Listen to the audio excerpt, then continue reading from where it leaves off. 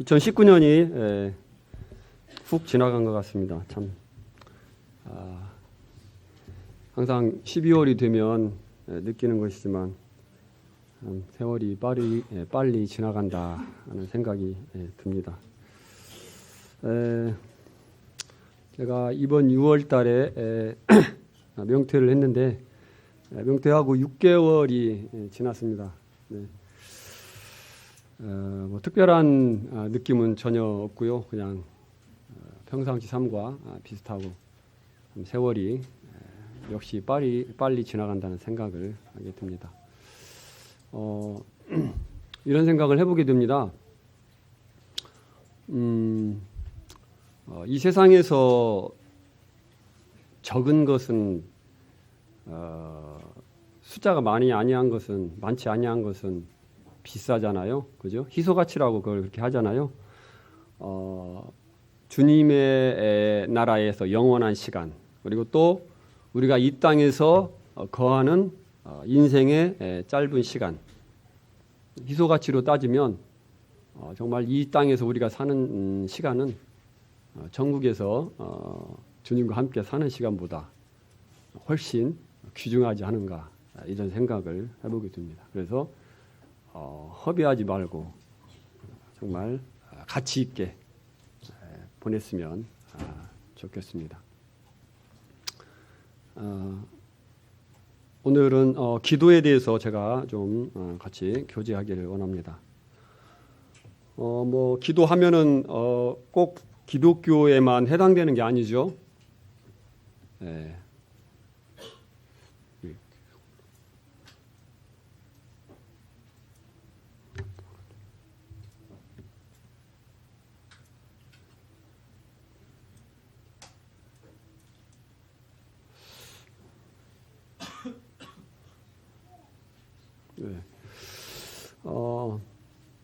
불교에도 뭐 참선 수행이 있고요. 뭐 유교에서는 조상에서 비는 거, 조상을 신으로 모시다시피 하자니 제사를 드리고, 그죠?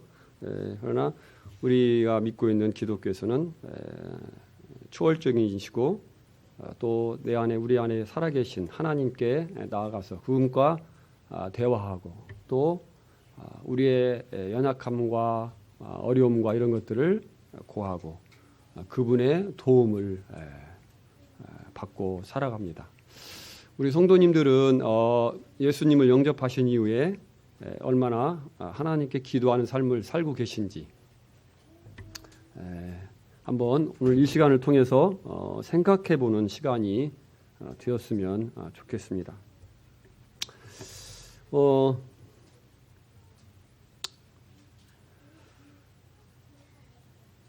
하루 중에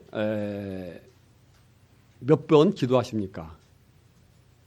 밥 먹을 때 식사 기도를, 저는 이제 직장에서 혼난 적이 있는데 왜 이렇게 식사 기도를 짧게 하냐고 그렇게 또 직장에서 혼난 적이 있습니다. 근데 식사 기도는 식사에 대한 감사만 드리는데 뭐 1분이 걸리겠습니까? 2분이 걸리겠습니까? 뭐 식사 기도는 간단히 하는 게 좋겠죠. 하루에 몇 번을 기도하고 있는가? 또 3번 기도하면 안 되겠죠. 밥 먹을 때만. 또 몇 분, 얼마 많은 시간 동안에 기도를 하고 계십니까? 양보다는 질이 중요하다, 이렇게 생각하시는 분이 계실지 모르겠지만 질도 중요하지만 양도 중요합니다. 공부하기를 매우 즐겨하는 사람이, 학생이 하루에 10분이나 20분 공부하면서 좋은 대학교를 가겠다고, 내가 학문을 사랑한다고 과연 말할 수 있습니까? 결코 그럴 수 없죠. 내가 학문을 사랑한다면 많은 시간을 투자해서 공부를 할 것입니다. 그것이 즐거운 일이기 때문입니다. 그리고 아무리 머리가 좋다고 하지만 10분, 20분, 한 30분 공부하고 좋은 대학교를 갈 수 있습니까? 하루 10시간, 15시간, 20시간씩 머리를 싸매고 공부하는 학생을 당해낼 수 있습니까? 절대 없죠. 마치 질도 중요하지만 양도 중요한 것을 생각하게 됩니다. 한번 성도님들 질문해 보시기 바랍니다. 하루에 나는 얼마 많은 시간을, 얼마의 시간을 주님 앞에 기도를 하고 있는가? 또 내가 기도하고 그 응답을 기다리는가? 저도 참 많이 범하는 실수인데 기도하고 나서 잊어버릴 때가 참 많습니다. 주님이 바로 응답해 주실 때도 있지만 그렇지 않고 5년, 10년, 20년 지나도 응답이 되지 않는 기도들이 있죠. 그러면 기도 하다 보면 또 지쳐서 잊어버리기도 하고 다시 정신을 차리고 다시 기도하기도 하고 응답을 잊어버리기도 하고 이렇게 참 지나가는 것 같습니다. 그럼에도 불구하고 다시 마음을 새롭게 해서 기도하는 것이 필요하다고 봅니다. 기도는 내 뜻을 관철시켜서 내 뜻을 이루기보다는 하나님의 뜻을 알아서 하나님의 뜻을 위해서 기도하고 하나님의 뜻을 성취하는 것이 올바른 기도이고 하나님께서 원하시는 기도 또 성숙한 자의 기도라고 생각이 듭니다. 자기 중심적으로 기도하고 자기만을 위해서 기도하는 것은 성숙하지 못한 기도죠. 그렇다고 해서 처음 구원받은 사람이 다른 사람들을 위해서 성도들을 위해서 기도하는 것은 또 쉽지 않다고 봅니다. 처음 구원받은 사람들은 일단 자기 중심이 여길 수밖에 없고 자기를 위해서 먼저 기도할 수밖에 없다고 생각합니다. 그러나 시간이 흐르면서 자라면서 주변에 있는 성도들과 또 구도자들을 위해서 기도하게 되리라고 믿습니다.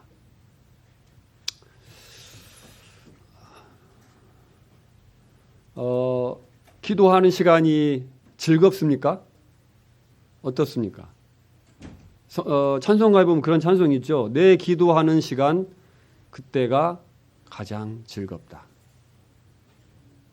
내 기도하는 시간 그때가 가장 즐겁다.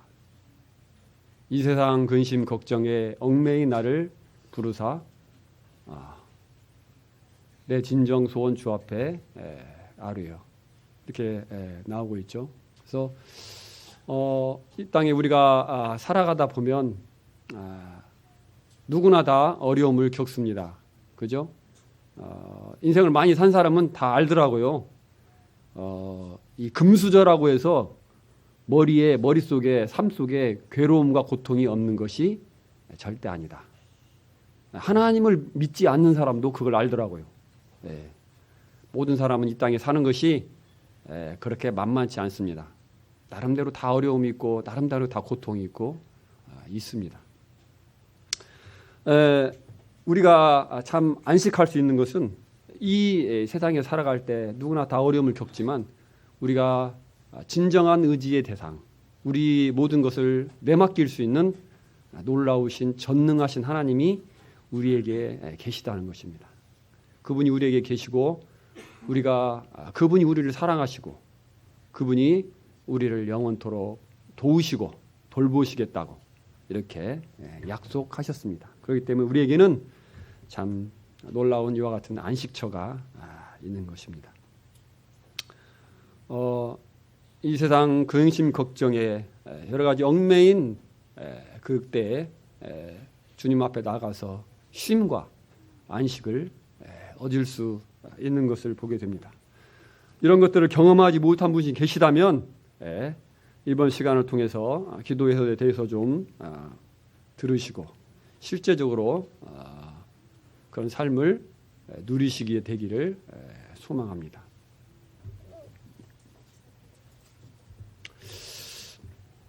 우리는 우리의 필요만을 위해서 기도할 것이 아니요 먼저 하나님의 나라와 의를 위해서 기도하라고 말씀하셨습니다. 그러면은 너에게 필요한 것을 모두 더해 주시겠다. 이렇게 약속하셨습니다.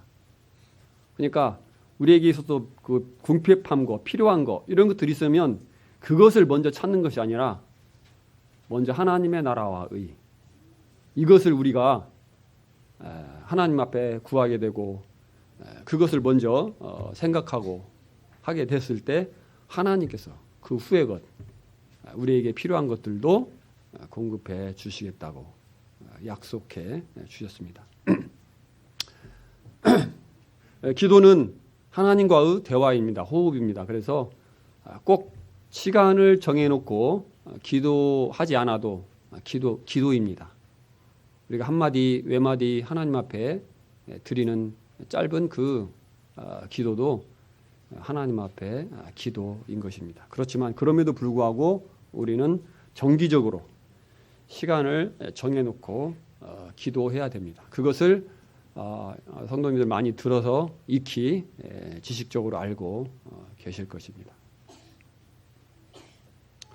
아침 시간이든지 새벽 시간이든지 가장 여유 있는 시간 또 밤 시간이든지 어떤 시간이든지 좌우한 삶 가운데서 구원받은 성도님이라면 시간을 정하시고 5분이든지 10분이든지 20분이든지 정하시고 끊임없이 쉬지 말고 기도하시기를 바랍니다. 특별히 노년에 계신 부처님 모친님들은 기도를 많이 하실 수 있습니다. 시간적으로 여유가 있고 특별히 생업에 크게 종사하지 않고 연로하셔서 쉬고 그러기 때문에 자녀들을 위해서 가족들을 위해서 구원받지 못한 이런 가족들 있죠. 또 여러 교회에 필요한 것들을 위해서 많이 기도해 주시기를 기도합니다. 말씀드립니다. 우리 성도님들의 기도는 놀라운 하나님의 역사를 이룰 수 있기 때문입니다. 병실에 누워서도 팔다리를 움직일 수 없는 상황에서도 우리가 할 수 있는 일이 있죠. 그게 기도입니다. 예. 정말 어떤 아무 도움이 안 되는 상황이잖아요. 그죠? 다른 사람에게 오히려 다른 사람들에게 짐을 주는 그런 상황이죠. 병원에서 입원해서. 그렇지만 그럼에도 불구하고 할 수 있는 것. 기도의 능력. 그 기도를 들으시고 하나님께서 역사하신다면 놀라운 일들을 우리가 경험할 수 있고 몸이 건강하면서도 활동하면서 일하는 사람보다 더 효율적으로 일할 수 있는, 역사할 수 있는 능력이 있다고 봅니다. 기도는 또한 우리가 하나님 앞에 하나님의 비위를 잘 맞춰가지고 또 하나님을 잘 설득해가지고 내 뜻을 성취하려고 하고 노력하는 것이 아닙니다. 그죠? 하나님의 뜻을 잘 알아서 그 아버지의 마음을 잘 읽어서 그 아버지가 무엇을 원하시는지 그래서 그것을 위해서 행하는 거, 아뢰는 거 이렇게 하는 것이 하나님 앞에 진정한 기도라고 봅니다. 하나님을 만나는 방법이 있죠. 중요한 통로가 있죠. 그게 뭐죠?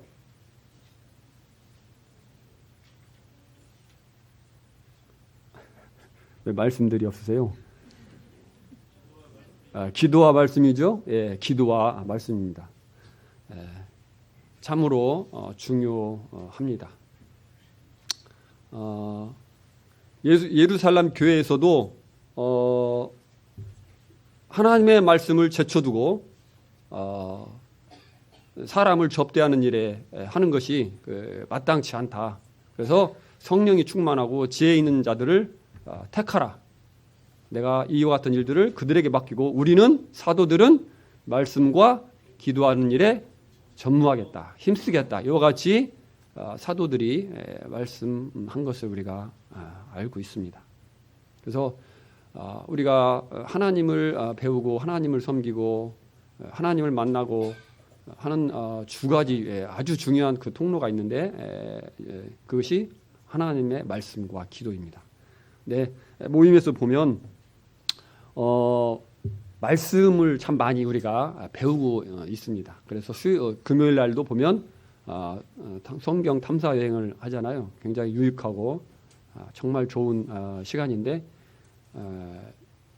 그렇게 많이 참석하셔서 참 배웁니다. 정말 좋은 그런 아름다운 모습입니다. 네, 그러나 이 기도하는 데는 상당히 이렇게 우리가 멀어져 있는 모습들을 보게 됩니다. 지금은 좀 많이 좋아졌지만 전에 금요 기도 집회가 우리가 있었잖아요. 그죠?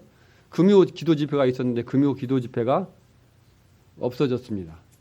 왜요? 기도 집회에 나오는 성도들이 없어가지고 기도 집회 문을 닫았어요.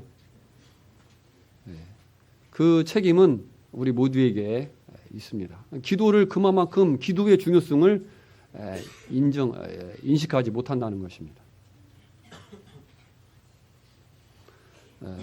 지금은 그래서 이제 수요일 날 말씀을 하고 듣고 그 다음에 기도를 이제 이후에 하게 됩니다. 그러나 기도도 약 30분 정도, 30분 정도 전체 기도가 30분 정도 되는 것을 봅니다. 그러나 우리가 말씀 듣는 시간은 수요일 날 1시간, 금요일 날 2시간, 주일 날 전체적으로 모여서 이와 같이 많은 시간들을 듣습니다. 또 집에서도 성경을 읽고 공부하죠. 그러나 이 기도하는 부분에는 우리가 참 약화되어 있는 모습을 보게 됩니다.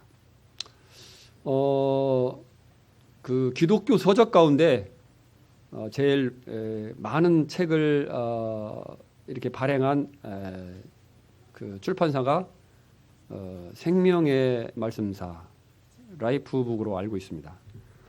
네, 제가 이제 전화해서 물어봤더니 책을 몇 권이나 발간했습니까? 물어봤더니 얼마쯤 될까요? 8,000권 우리나라 8,000권 정도를 발행했다고 하더라고요. 근데 기도에 관한 책자를 제가 검색을 해봤습니다.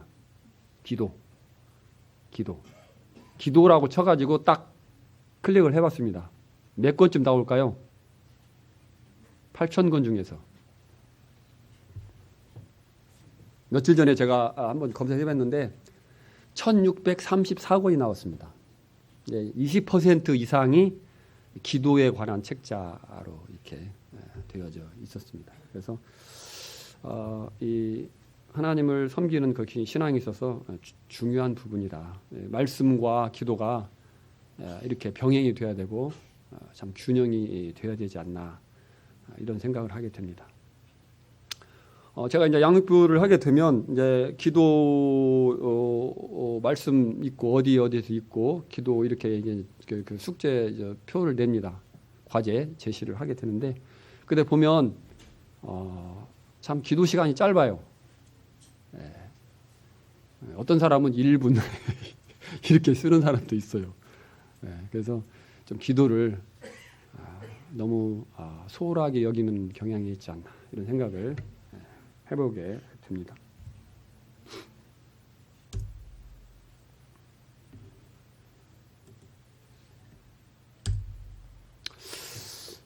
기도는 호흡입니다. 기도는 호흡, 영적인 호흡이라고 합니다. 여러분, 하나님의 말씀 뭘로 말하죠? 식사로 이렇게 비유하잖아요. 양식, 하나님의 양식, 생명의 양식으로 말합니다. 그러나 기도는 호흡이라고 합니다. 하루에 밥은 우리가 일반적으로 3번을 먹죠. 3번을 식사를 합니다. 그러나 여러분 기도는 어떻습니까? 쉬지 않고 합니다. 그죠? 아니 호흡은 쉬지 않고 합니다. 사람이 9분 동안 호흡을 멈추면 어떻게 됩니까? 생명이 끊어집니다. 죽습니다. 그래서 주님께서 쉬지 말고 기도하라고 했고 정말 이 기도는 이와 같이 호흡처럼 우리가 날마다 숨을 쉬는 것처럼 중요하다는 것입니다. 그리고 이 기도는 그렇게 어려운 것이 아니에요. 우리가 꼭 시간을 놓고 해서 정해놓고 기도하는 것도 필요하지만 우리가 수시로 걸어다니면서 화장실에서 잠자면서 누워서 또 친구들과 만나 이야기하면서도 순간순간 우리는 하나님을 바라보고 기도할 수 있는 것입니다. 우리는 지금 공기에 둘러싸여 있죠. 그래서 공기가 기압이 있습니다. 그래서 공기 압력이 있죠. 그래서 공기가 계속 우리의 몸을 누르고 있습니다. 그래서 입만 벌리기만 하면 약간만 우리가 압력을 넣지 않으면 공기가 어떻습니까? 우리 몸 안으로 밀려 들어옵니다. 기도는 이와 같이 우리 삶 가운데서 가까이 존재하고 존재해야 된다고 생각합니다. 기도는 하나님과의 대화입니다. 그래서 일방적으로 하나님 말씀만을 듣는 것이 아니고 일방적으로 내 얘기만 다 하고 끝하고 돌아서는 것이 아닙니다. 그죠? 하나님의 말씀을 듣고 또 내 사정을 주님 앞에 아릅니다. 또 내 기도를 드리고 그 다음에 어떻게 합니까? 끝하고 아멘하고 뒤로 돌아서는 게 아니라 하나님께서 뭐라고 말씀하시는지 듣는 게 필요합니다. 듣기 위해서는 또한 기다리는 것도 필요합니다.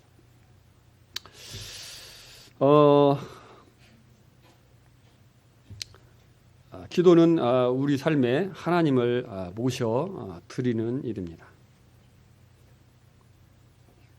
구원받을 때 라우디게아 교회에게 하신 말씀, 내가 문 밖에 서서 두드리노니 누구든지 내 음성을 듣고 문을 열면 내가 그에게로 들어가서 그로 더불어 먹고 나는 그로 더불어 먹으리라. 교제의 회복, 구원, 하나님 구원으로 말미암아 교제의 회복이 시작이 됩니다. 교제가 시작이 되죠.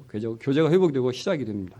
그 마찬가지로 이제 우리 삶 가운데 하나님을 모셔드리고 그분과 함께 친밀한 삶을 살아가는 것이 바로 기도의 생활입니다. 기도의 생활은 즐겁습니다. 또 어려울 때 우리의 사정을 아뢰서 그 사정을 주님께 아뢰고 어려움들을 극복하고 또 어려움들을 극복할 수 있는 힘을 하나님 앞에 얻습니다. 그게 바로 기도입니다. 또 기도는 하나님의 영광을 위해서 기도할 것을 말씀하고 계시죠. 기도는 예수님께서 우리 삶 가운데, 우리 고통 가운데 가까이 오게 하시고 그의 능력으로, 하나님의 능력으로 그 어려움들을 처리하도록 하는 것입니다. 우리는 기도할 때 실수를 범하는 것, 중대한 것이 있습니다. 그것은 기도 응답의 시간과 방법을 우리가 정해서는 안 됩니다. 우리는 하나님이 아니고 우리는 하나님의 피조물이기 때문입니다. 그래서 기도 응답의 시기와 방법은 하나님 편에 속해 있습니다. 그래서 하나님께서 선하신 대로 하실 것이기 때문에 우리는 기도하고 낙심치 말고 끊임없이 기도해야 된다고 말씀하고 계십니다. 끝으로 성숙한 기도는 아까도 말씀드렸죠. 내 뜻이 아니라 하나님의 기뻐하시는 뜻을 위하여 기도하고 이루어 드리는 것이 라고 말씀을 드렸습니다. 성도님들 기도 응답 많이 받으셨죠? 예, 기도 응답 많이 받으셨고 또 기도 응답되지 않은 기도, 다시 말해서 내가 원하는 대로 응답되지 않은 기도도 많이 있으실 줄로 믿습니다. 저도 그렇습니다.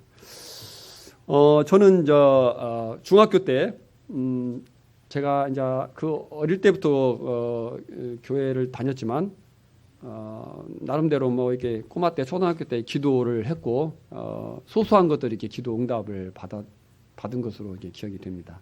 근데 조금 기억에 남는 그 기도 제목이 있다면 고등학교, 중학교 3학년 때 저희 때는 연합고사를 봐갖고 뺑뺑이를 이렇게 돌렸거든요.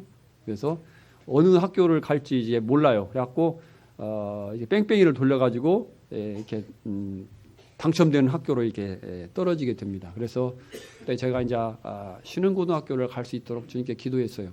그때 구원받기 전이었습니다. 하나님 앞에 기도했습니다. 그 기도 이유는 뭐냐면 신흥고등학교는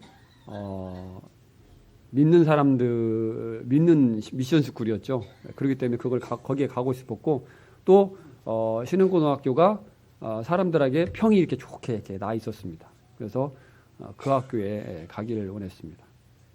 그 학교에 갔는데 어쨌든 그 학교에 가니까 중학교 때 아이들이 그 난잡스러운 것보다 훨씬 고등학교 때 더 나이도 많고 성숙한데도 순하더라고요, 아이들이. 그런 아이들로. 그래서 교회를 다니는 아이들이 많이 있었고요. 그런 응답을 받은 적이 있습니다. 제가 구원받은 이후로 이제 기도의 중요성에 대해서 배웠습니다. 그리고 기도에 관련된 그런 책자들도 사서 이렇게 봤습니다. 그리고 실천을 하려고 노력을 했습니다. 아침 5시 대학교 때라고 생각이 듭니다. 제가 고3 때 구원을 받았습니다. 대학교에 들어가서 이제 기도에 대한 것들을 제가 접하면서 기도해야 되는구나. 그리스도는 기도하는 것이구나. 해서 기도를 배웠고 기도하기로 마음에 작심하고 아침에 5시에 일어나서 이제 기도를 하기 시작했습니다. 아침에 일어나는 거 쉽지 않죠. 특히 젊었을 때. 저는 새벽형 인간이 아닙니다. 그래서 아침에 일어나는 것이 정말 힘들고 밤에 늦게까지 깨어있는 것이 아주 자연스럽습니다. 그래서 이 기도를 하기 위해서 저녁에 이렇게 일찍 잡니다. 그래서 잠이 안 오면 어떻게 합니까? 운동을 막 많이 합니다. 그래갖고 몸을 피곤하게 만들어서 이렇게 해가지고 일찍 잠을 잤습니다. 그래서 아침에 5시에 일어나기 위해서 자명종을 해놓고 이렇게 일어났습니다. 그래서 기도하는데 기도가 좀 오래 하길 원하는데 처음에 기도가 잘 안 돼요. 그래서 이거 어떻게 해야 되나. 그래서 이제 기도의 책자들을 이제 참고하면서 봤는데 어떻게 기도할 것인가. 그랬을 때 그 책자에서 가르쳐 주는 것은 뭐냐면 내 사정을 다 솔직하게 하나님 앞에 고하라. 그래서 제가 마음속에 있는 것들을 또 내 삶 가운데 있는 어려움들을 주님 앞에 다 고했어요. 특별히 제가 이제 기도하기를 원했는데 기도할 수 있도록 해주십시오, 주님. 그 성령으로 기도하라고 했는데 성령으로 기도하는 것이 무엇입니까? 성령으로 기도할 수 있도록 도와주십시오. 그리고 그런 내 사정들을 하나님 앞에 다 아뢰었습니다. 그리고 먼저 우리가 주님이 가르치신 기도가 있잖아요. 무엇을 먼저 합니까? 먼저 하나님의 이름을 하나님께 영광을 돌리잖아요. 하늘에 계신 우리 아버지여, 이름이 거룩히 여김을 받으시오며 나라에 임하옵시며 뜻이 하늘에서 이룬 것 같이 땅에서도 이루어지이다. 이렇게 돼 있잖아요. 그래서 먼저 하나님 앞에 영광을 돌리는 그러한 것을 말하고 있었습니다. 그래서 그렇게 했습니다. 근데 특별히 그 책에서 가르쳐준 게 뭐냐면 하나님을 경배함에 있어서 하나님의 영광을 돌림에 있어서 예수 그리스도의 십자가의 그 사랑에 대해서 이렇게 말씀해 주었습니다. 그래서 나를 위해서 십자가에 죽으신 예수 그리스도를 먼저 이렇게 경배하는, 예배하는, 감사하는 찬양을 부르기도 하고요. 감사의 기도를 드리기도 하고요. 하면서 이렇게 기도를 시작했습니다. 그래서 이제는 기도하는 시간이 한 10분을 넘기가 어려웠었는데 30분, 1시간씩 이렇게 기도를 하게 되었습니다. 기도를 하는 데는요, 기도는 일입니다. 기도는 노는 게 아니에요. 기도도 일입니다. 하나님께서 아까 예루살렘 교회에서 말씀 전하는 것과 기도하는 일에 전무한다고 그랬습니다. 그것은 말씀 전하는 것도 일이고 기도하는 것도 일이라는 것입니다. 그래서 항상 쉽지만은 않다는 것입니다. 그래서 우리의 노력과 인내가 필요하다는 것입니다. 그래서 정말 일어나기 싫지만 억지로 잠을 깨우고 가서 찬물로 세수를 하고 몸을 깨워서 이제 하나님 앞에 나아가는 것입니다. 그래서 저의 기도 생활은 그렇게 시작이 되었고 매일매일 이렇게 하나님 앞에 기도를 했습니다. 우리가 성경 탐사여행에서 배우듯이 이스라엘 백성들에게 7절기가 있었죠. 뭐 유월절, 오순절, 유월절, 무교절, 오순절, 뭐 나팔절 해갖고 7절기가 있었고요. 그 다음에 안식일이 있었죠. 일주일에 한 번씩 모여서 또 하나님 앞에 이스라엘 백성들이 제사를 드리고 하는 일이 있었고요. 이것보다 더 자주 하는 게 있었습니다. 그게 뭐죠? 기억 안 나십니까? 여기 거기 배우신 분들? 상번제가 있습니다. 상번제. 그래서 아침 저녁으로 제사를 드립니다. 이것은 제가 생각할 때 아침 저녁으로 주님 앞에 기도를 드리는 그런 삶을 말씀하지 않을까 이런 생각을 해보게 됩니다. 그래서 제가 이제 88년도에 모임에 주님의 인도하심을 따라서 모임에 들어왔는데 오늘 우리가 아침에 드린 성찬 예배를 드렸죠. 88년도 후반, 80년대 후반, 90년대 초반에 우리가 예배를 드릴 때 어제도 우리 자매하고 이야기 그런 얘기 했었는데 그때는 예배가 끝나면 성도들이 무슨 말을 하신 줄 아십니까? 일주일 동안 또 어떻게 기다린대. 이런 기도를, 이런 얘기들을 이구동성으로 했습니다. 뭐냐면 예배가 그렇게 감동이 되고 감사가 되고 기다려지고 그런다는 것입니다. 그래서 제가 이제 모임 와서 처음으로 성찬 예배를 우리가 지금 드리고 있는 예배를 드렸을 때 전혀 생소하지 않았습니다. 왜요? 제가 아침마다 드리는 기도 내용이 바로 예수 그리스도 십자가를 늘 바라보고 그 사랑과 은혜를 생각했기 때문에 또 감사했기 때문에 그렇습니다.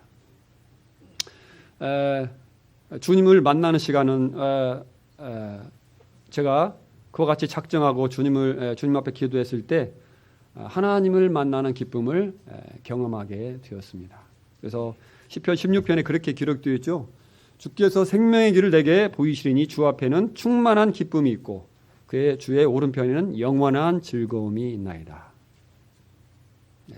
하나님을 배우는 그 즐거움, 그 즐거움을 누리게 되었습니다.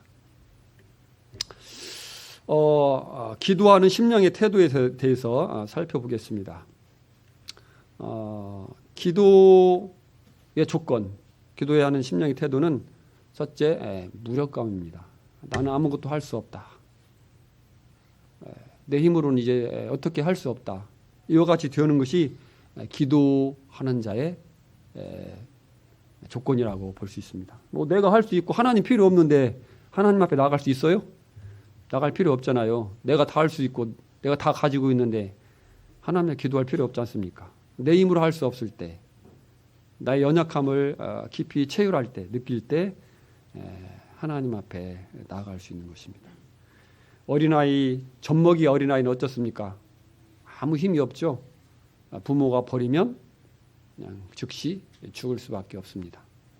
움직일 수 없고 뭐 음식을 구할 수도 없고 그 갓난아이와 같은 젖먹이와 같은 그 마음의 자세로 하나님 품에 안기고 주님 품에 나아가는 것이 필요합니다.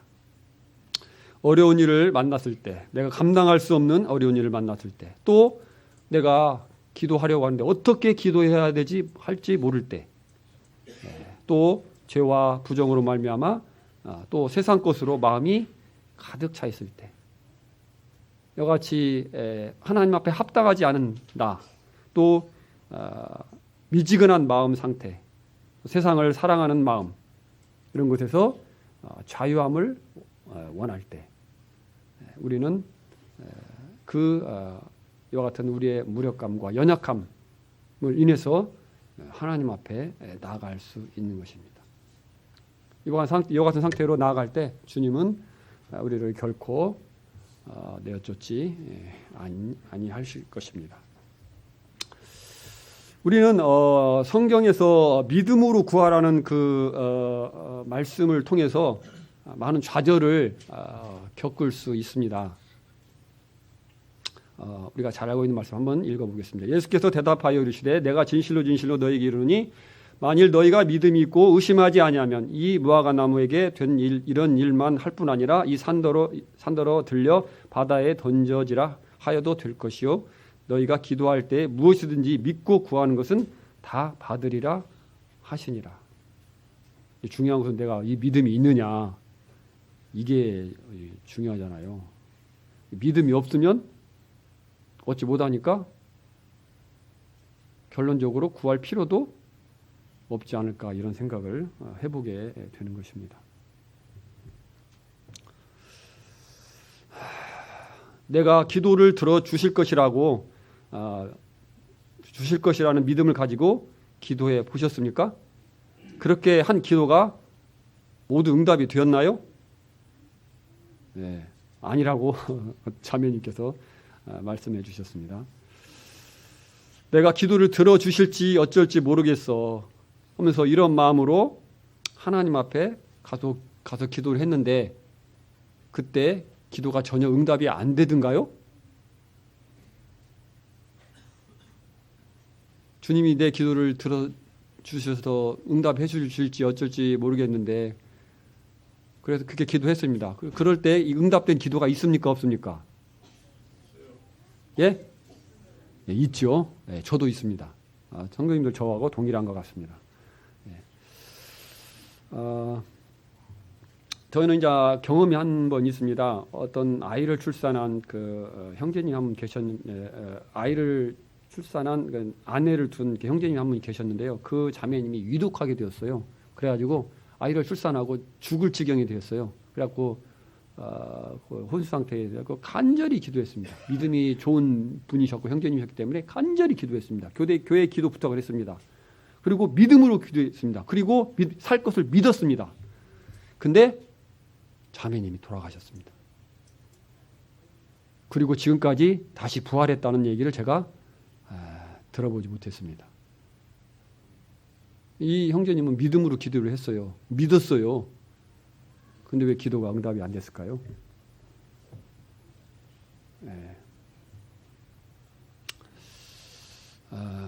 믿음이 없기 때문에 응답받지 못할 거라는 그런 낙심 가운데 우리는 자주 넘어질 수 있습니다. 그럼에도 불구하고 우리는 기도할 수 있음을 생각하게 됩니다. 예수께서 이르시되 내 말이 네가 믿으면 하나님의 영광을 보리라 하지 아니하였느냐 하시니, 이건 이제 나사로 이야기죠. 나사로를 살리실 때 마리아 마르다에게 하신 말씀입니다. 네가 믿으면 하나님의 영광을 보리라 하지 아니하느냐, 이렇게 주님이 말씀하셨습니다. 믿으면 나사로를 살리시겠다, 이 말씀이죠. 그다음에 백부장에게 된 일도 있죠. 백부장이 하인을 위해서 와서 부탁했을 때 백부장이 가라, 네 믿음대로 될지어다, 예수님께서 말씀을 하셨습니다. 오직 믿음으로 구하고 조금도 의심하지 말라. 의심하는 자는 마치 바람에 밀려 요동하는 바닷물결 같으니 이런 사람은 무엇이든지 주께 얻기를 생각하지 말라. 두 마음 품어 모든 일에 정함이 없는 자로다. 야고보서 우리가 잘 알고 있는 말씀이죠. 믿음 무엇일까요? 믿음은 무엇일까요? 믿음은 하나님과 자신의 책임 앞에서 도피하는 것이 아니라 자기의 모든 죄와 괴로움과 문제를 가지고 하나님 앞에 나아가는 것, 하나님 앞에 나아가는 것, 문제를 가지고 하나님 앞에 나아가는 것을 우리가 믿음으로 볼 수 있다는 것입니다. 내가 원하는 것이 그대로 이루어질 것이다, 이루어질 것을 믿는 것이 믿음이라고 할 것이 아니고 하나님 앞에 문제를 가지고 나아가는 것, 그것도 믿음이라고 우리가 볼 수 있다는 것입니다. 이 관련된 말씀을 보시겠습니다. 아버지께서 내게 주시는 자는 다 내게로 올 것이요 내게 오는 자는 내가 결코 내쫓지 아니하리라. 하나님 앞에 오는 자들 하나님께서 내쫓지 아니하시겠다고 이렇게 약속해 주셨습니다. 또 만일 우리가 우리 죄를 자백하면 그는 미쁘시고 의로사 우리 죄를 사하시며 우리를 모든 불의에서 깨끗하게 하실 것이라고 말씀하셨습니다. 그것은 죄를 가지고 나가는 거죠. 죄를 가지고 나갔을 때 하나님께서 그러한 부분들을 해결해 주시는 것입니다. 어려움들을 가지고 나갔을 때 하나님께서 우리를 내어주지 않고 죄를 지었을 때 주님 앞에 나아갔을 때 우리를 죄로 말미암아 죄를 용서해 주시겠다고 말씀하고 계십니다.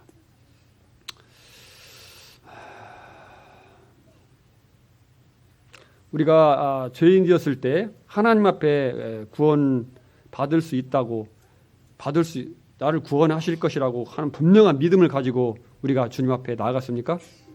처음 구원 받으실 때 아마 대부분 그러지 않으셨을 것입니다. 하나님이 나를 구원해 주실까? 나 같은 사람도 구원받을 수 있을까? 나는 죄인인데 나는 지옥 갈 수밖에 없는데 다른 사람들은 저렇게 구원받는데 나도 구원받을 수 있을까? 그런 회의 가운데 의심 가운데 주님 앞에 의심하면서 불안한 가운데 나갔던 것을 저는 기억하게 됩니다. 그럼에도 불구하고 하나님께서 나를 불쌍히 여기시고 잠투에서 지옥에서 형벌에서 영원한 형벌에서 구원해 주신 것을 우리가 기억하게 됩니다. 저에게는 믿음이 없었습니다. 그럼에도 불구하고 주님께서 구원해 주셨습니다.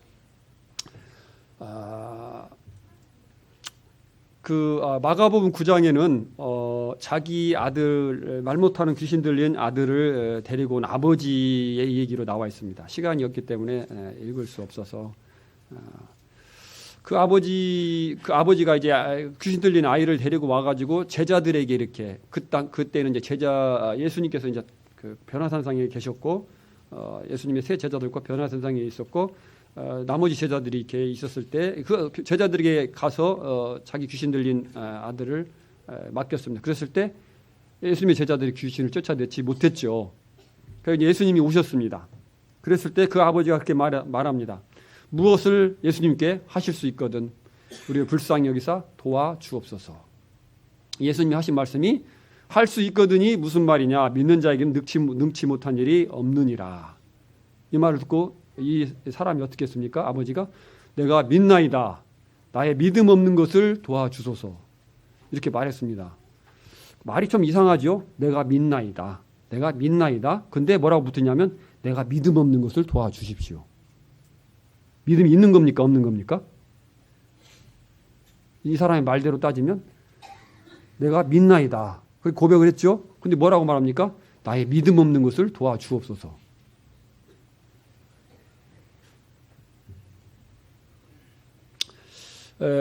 하나님의 의심에는 두 가지 의심이 있습니다. 하나님에 대한 의심이 있고요. 믿음에 대한 의심. 내가 기도한 것이 이루어질 것이라는 믿음. 그 두 가지 의심이 있습니다.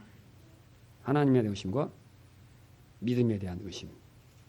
그래서 히브리서 11장 6절에 믿음이 없이는 기쁘시게 하지 못하나니 하나님께 나아가는 자는 반드시 그가 계신 것과 그가 자기를 찾는 자들에게 상 주시는 이심을 믿어야 할지라고 말씀하고 있습니다. 우리가 자주 인용하는 구절이고 상 주신다는 것은 보상한다 이런 의미가 있죠.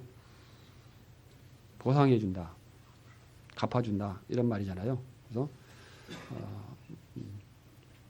우등상, 정근상 이런 걸 주는 게 아니고 보상하신다는 뜻을 가지고 있습니다. 그래서 보상하실 것을 믿는 게 아니라 우리가 이 말씀을 보게 될 때 우리는 보상하시는 하나님을 믿으라는 거예요. 자기를 찾는 자들에게 상 주시는 이심을 믿으라. 상 주실 것을 믿는 게 아니라 상 주시는 이심. 하나님께서 우리를 보상해 주시는 그런 하나님이심을 믿으라고 이와 같이 말씀하고 있습니다. 이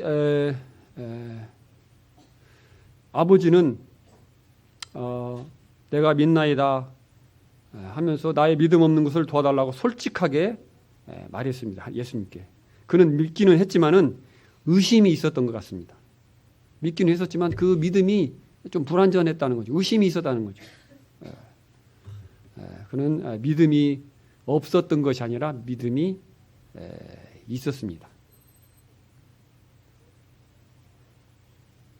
그런 믿음이 있었고 반면에 또한 의심도 있었습니다. 예수님께서는 이것을 믿음으로 보셨을까요? 불신앙으로 보셨을까요? 예수님께서는 믿음으로 보셨습니다.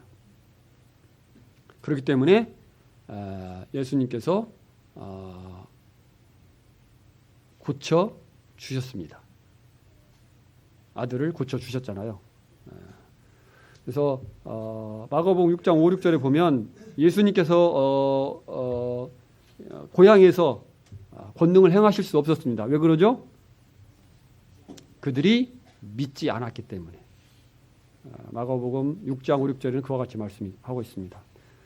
예수님의 고향에서 예수님께서 권능을 행할 수 없었던 것은 그들이 예수님을 믿지 않았기 때문에 권능을 행할 수 없다고 말씀하고 있습니다. 이 아버지는 흔들리며 불안하며 의심하는 가운데 있었지만 예수님께 나왔습니다. 이는 믿음이 있음을 말해줍니다. 결국 믿음으로 예수님께서 인정하시고 아들을 고쳐 주셨습니다. 믿음은 우리의 문제를 가지고 불안하지만 하나님 앞에 온전하지 못하지만 하나님 앞에 나아가는 것이라고 우리가 생각해 볼 수 있습니다. 성도님들 하나님의 임재 연습이란 말 혹시 어디서 보신 적 있습니까? 하나님의 임재 연습 이게 무슨 뜻일까요? 오늘 기도의 부분에 있어서 이 부분을 성도님들에게 소개를 드리고 싶습니다. 임재 연습. 하나님의 임재 연습. 임재라는 게 뭔 뜻일까요? 하나님께서 나와 함께 계시다. 함께 하신다. 하나님께서 항상 하나님 앞에 존전해서 내가 있다. 행한다.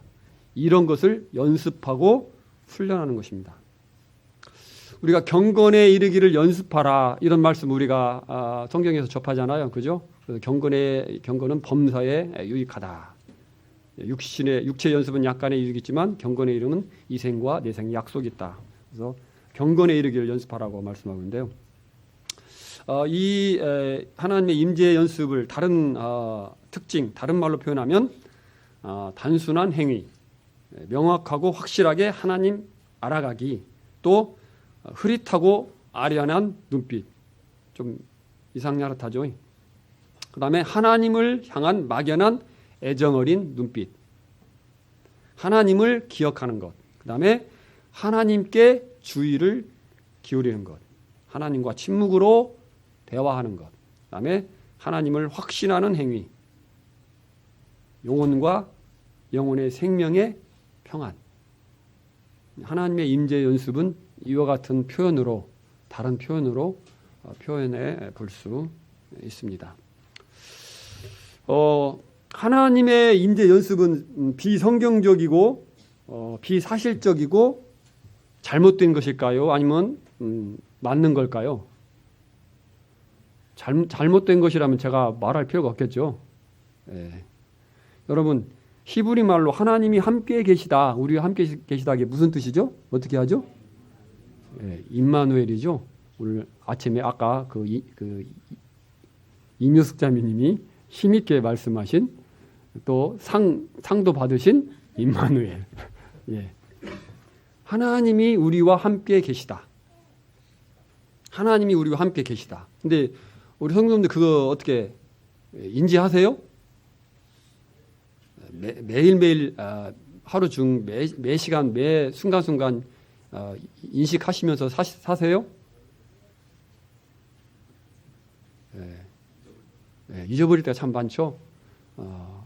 근데 이게 하나님 우리와 함께 하시는 것이 사실이에요, 거짓이에요? 사실이죠. 하나님, 우리 믿는 사람들은 다 사실입니다. 그렇죠? 네. 근데 많은 경우에 있어서 우리는 그걸 인식하지 못하면서 잊어버리고 살아간다는 것이죠. 그래서 이게 연습이 필요하다는 것입니다. 훈련이 필요하다는 것입니다. 하나님의 임재 연습의 유익, 결과를 보겠습니다. 하나님을 예배하게 됩니다. 이사야서 6장에 우리가 보면 이사야가 하나님을 배우는 그런 장면이 나오잖아요. 거기에도 그런 부분이 이렇게 기록이 되어 있고요. 그런 것들을 한번 참고해 보시면 좋겠습니다. 하나님을 예배하게 됩니다. 하나님의 임재를 경험하게 되면, 그다음에 하나님께 회개를 하게 되고요, 감사를 하게 되고 헌신을 하게 되고, 그다음에 간청하는 기도를 하게 되고 선한 행실을 하나님 앞에서 행하게 됩니다. 그다음에 삶의 모든 영역에서, 특히 부족함을 느끼는 영역에서 생생하고 역동적인 믿음을 갖게 됩니다. 하나님 옆에 계신 것을 느끼니까요. 그죠? 네. 그다음에 천국에 대한 소망이 강해집니다. 그리고 실제화됩니다. 그래서 제가 참조한 책자의 저자는 이렇게 말하고 있습니다. 나는 더 이상 믿지 않는다. 나는 보고 느낄 뿐이다. 히브리서 11장에는 믿음은 바라는 것도 실상이라고 이렇게 말씀하고 있는데, 믿음이 이제 더 분명하고 확신하게 되다 보니까 마음으로 믿는 것에 지나서 눈으로 보는 것처럼, 느끼는 것처럼 그렇게 된다는 것입니다. 욥도 그랬죠? 욥기 마지막 부분에 가면 내가 귀로만 주를 들었더니 이제는 눈으로 배움나이다. 이렇게 고백하고 있잖아요. 그래서 하나님을 더 가까이 할 수 있고 느낄 수 있게 된다는 것입니다. 그 다음에 우리의 의지를 하나님을 향한 거룩한 사랑의 불로 타오르게 합니다. 하나님을 사랑한 사랑이 막 속에서 용솟음쳐 오르게 된다는 것입니다. 그리고 영혼의 안식과 자유를 누리게 됩니다. 은혜의 홍수를 누리게 됩니다. 그 다음에 우리가 살아가는 데 필요한 필요들을 하나님께서 세심하게 공급해 주십니다. 하나님과 아주 가까이 교제하기 때문에 하나님께서 우리의 모든 필요들을 세심하게 공급해 주십니다. 세상 유혹 속에서도 세상의 유혹을 물리치고 자신을 지킬 수 있는 은혜를 주십니다. 세상 참 우리가 힘들잖아요. 학생들도 그렇고 직장인도 세상 살아가면서 만만치 않잖아요. 그런 것에서 우리를 세속에서 지킬 수 있는 은혜를 하나님께서 주시고 하나님과 더욱더 갈수록 친밀하게 됩니다. 그러면 어떻게 하나님의 임재를 연습할 수 있는가, 그 방법에 대해서 제가 말씀을 드리겠습니다. 우리의 영을 하나님께 집중하고 하나님이 우리와 함께 하신다는 사실을 생생하게 기억한다. 우리 마음속에서 계속해서 하나님의 존재를, 하나님이 우리와 함께 하심을 의식하는 것입니다. 의식. 그래서 오직 하나님과 나 자신만 이 세상에서 존재하는 것처럼 살아간다. 그리고 이것은 다른 사람들을 무시하라는 얘기가 아닙니다. 네, 그렇게 하면 안 되겠죠. 무슨 장이냐면 이 하나님의 존재를, 하나님의 함께 하심을 더 소중하게 여기라는 것입니다. 이것에 집중하라는 얘기죠. 그리고 하나님 앞에 겸손하고 부드러우며 사랑스러운 눈으로 주님을 바라봐야 된다는 것입니다. 하나님께서 우리에게 행하신 놀라운 은혜들이 있잖아요. 그래서 그런 것들을 우리가 생각하면서 하나님을 그와 같은 마음으로 겸손하고도 부드러우며 하나님을 사랑하는 그런 눈빛으로 하나님을 바라보는 것입니다. 그리고 우리는 이 땅에 살아가면서 골방에 앉아서 기도만 할 수 없잖아요. 가서 돈도 벌어야 되고 일도 해야 되고 외부 환경 그때 접할 수밖에 없습니다. 그래서 외적인 활동 전에, 활동 중, 또 활동 후에도 계속해서 주님을 바라보라는 것입니다. 활동 중에도, 일하는 중에도 수시로 하나님과 할 수만 있다면 대화하면서 그 일을 하는 것입니다. 그리고 모든 활동의 최종 목적을 하나님을 사랑하고 예배하는 것으로 삼으라는 것입니다. 우리가 하는 행동, 말 이런 모든 것들이 하나님을 사랑하는 표현으로 하나님을 예배하는 목적을 가지고 그와 같이 행하는, 우리가 이웃에게 선행을 베풀 때 어떻습니까? 하나님의 영광이 됩니까? 안 됩니까? 되잖아요. 예. 그런 모든 것들을 우리가 사람들과 접할 때도 그와 같이 하라는 것입니다. 중요한 부분인데 정결한 삶을 유지해야 됩니다. 주님은 죄와는 함께 할 수 없잖아요. 그죠? 그래서 정결한 삶을 우리가 유지해야 되고요. 죄를 범했을 때는 즉시 회개하고 자백해야 됩니다. 제가 경험한 건데 하나님 옆에 계시면 죄 짓기가 아주 불편합니다. 그죠? 아주 불편합니다. 죄 지려면 어떻게 돼요? 하나님 앞에 등을 돌려야 돼요. 그죠? 쉽지 않은 문제입니다. 아마 경험해 보셨을 거예요. 죄 질 때는 하나님 저쪽 한쪽에 안무 있는 가 계셨으면 좋겠어. 그죠? 근데 이 죄가 하나님을 우리에게서 멀리 띄워놓고 그렇게 멀어지게 만듭니다. 그래서 정말 중요한 부분인데 범죄할 때라도, 범죄하지 말아야 되고 안 해야 되는데 범죄할 때라도 하나님을 떠나지 않도록 범죄한 즉시 하나님 앞에 회개하고 자백하고 죄를 버리고 다시 주님 품에 돌아오고 안기는 것이 필요합니다. 마음이 외부 환경이나 피조물에 돌아가지 않도록 주의하며 하나님 앞에 집중하는 것입니다. 하루 중에서 순간순간 다음과 같은 말을 읊조리는 것이 유익이 될 수 있습니다. 중요한 것은 입만이 아니고 소리로만 아니라 마음을 담아서 하는 게 필요합니다. 오 하나님, 저는 전적으로 하나님의 소유입니다. 사랑하는 하나님, 온 마음을 다해 당신을 사랑합니다. 오 주님, 당신의 기쁘신 뜻에 따라서 저를 행하게 도와주소서. 행하소서. 그 다음에 하나님, 당신만을 사랑하고 싶습니다. 이런 마음으로 마음에 진심을 담아서 하나님 앞에 수시로 읊조리세요. 하나님을 기억하세요. 하나님을 기도하고 찬양하세요.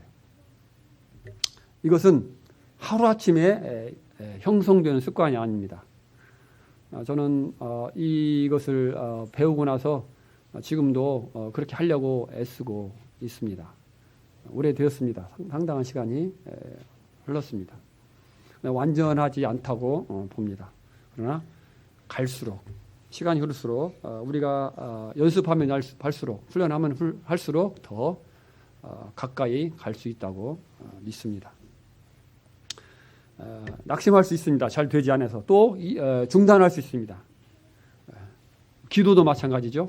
임재 연습도 마찬가지입니다. 그러나 어떻게 합니까? 계속해야 됩니다. 아이고 중단되었네. 깨달으면 다시 시작합니다. 다시 시작하세요. 다시 시작하는 것은 늦지 않은 것입니다.